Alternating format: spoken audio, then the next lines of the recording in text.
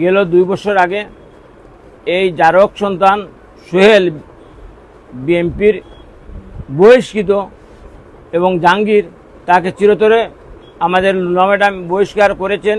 তার মতো একটা চিটার, এই বিশ্বনাথের মানুষের যদি চিটার নামে যদি কোনো মানুষকে রূপান্তরিত করা হয় তাহলে এই লিলুমিয়াকে চিটার হিসেবে আবিষ্কৃত করা হবে।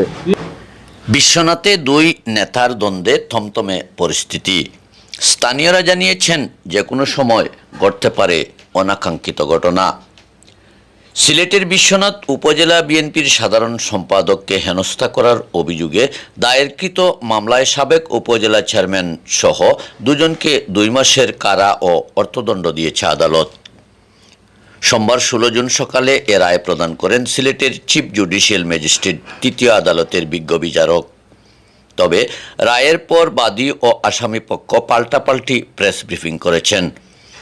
পাল্টাপাল্টি বক্তব্যে দুপক্ষের অনুসারীদের মধ্যে উত্তেজনা বিরাজ করছে। জানা গেছে 2022 সালে 1 এপ্রিল রাতে বিশ্বনাথ উপজেলা বিএনপির সাধারণ সম্পাদক ও অলঙ্কারী ইউনিয়নের সাবেক চেয়ারম্যান বিশ্বনাথ উপজেলা বিএনপির সাধারণ সম্পাদক মোহাম্মদ লিলু মিয়াকে হেনস্থা করার অভিযোগে পরদিন সাবেক উপজেলা চেয়ারম্যান বহিষ্কৃত বিএনপি নেতা সোহেল আহমদ চৌধুরী সহ 2 জনকে আসামি করে থানায় মামলা দায়ের করেন লিলু মিয়া। ওই মামলার বিচার শেষে সোমবার সকালে রায় প্রদান করেন আদালত।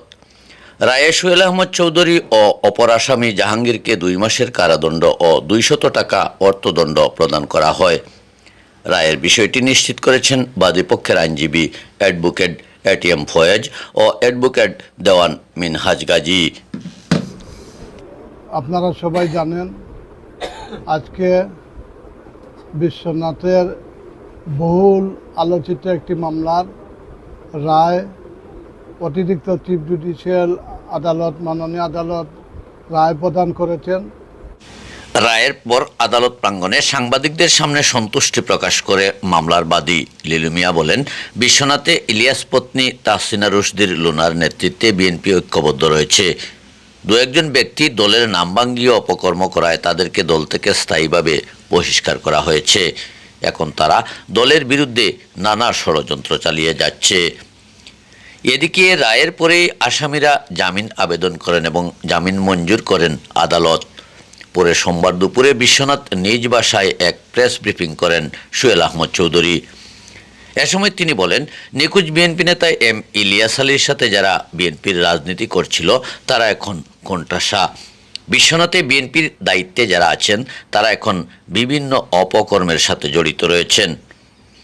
বিশ্বনাথ বিএনপিকে বাঁচাতে দলের ভারপ্রাপ্ত চেয়ারম্যান তারেক রহমানের হস্তক্ষেপ কামনা করেছেন সাবেক উপজেলা চেয়ারম্যান সোহেল আহমদ চৌধুরী। এতক্ষণ আমাদের সাথে থাকার জন্য ধন্যবাদ। প্রতিদিনের নিত্য নতুন সংবাদ জানতে চোখ রাখুন সিলেট ডাইরেক্টের পর্দায়। সত্যের সন্ধানে আমাদের পথ চলা।